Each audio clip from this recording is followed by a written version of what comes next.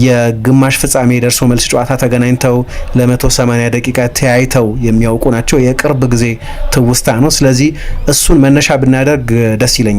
አሁን በፍጻሜ ነው የሚገናኙት። ባለፈው የውድድር ዘመን ግን መጀመሪያ በለንደን በኋላ በፓሪስ ተገናኝተው ፔዤ በድምር 3-1 አሸንፎ ነበር ወደ ሁለተኛው ዙር ያለፈው። የለንደኑን ጨዋታ 1-0 በፓሪስ በፓርክ ደ ፕራንስ ደግሞ 2-1 አሸንፎ በአግሪጌት 3-1 ነበር። ግን ከዛ ጨዋታ በኋላ ታስታውሱ እንደሆነ የአርሰናሉ አሰልጣኝ ሚኬል አርቴታ ከነሱ በሁለቱም ጨዋታዎች የተሻለን ነበርን፣ በሁለቱም ጨዋታዎች በኤምሬትስም በፓርክ ደ ፕራንስም በተደረጉ ጨዋታዎች የፓሪስ ሳን ጀርማ ምርጡ ተጫዋች ጂያንሉጂ ዶናሩማ ነበር የሚል ከጨዋታ በኋላ አስተያየት ሰጥቶ ርቀት ብዙ አልነበረን በሁለቱ ቡድኖች መካከል እንዲያውም እኛ የተሻለን ነበርን የሚል አስተያየት ነበር የሰጠው። የመጀመሪያው ጨዋታ የተደረገው ኤፕሪል 29 2025 ነበር።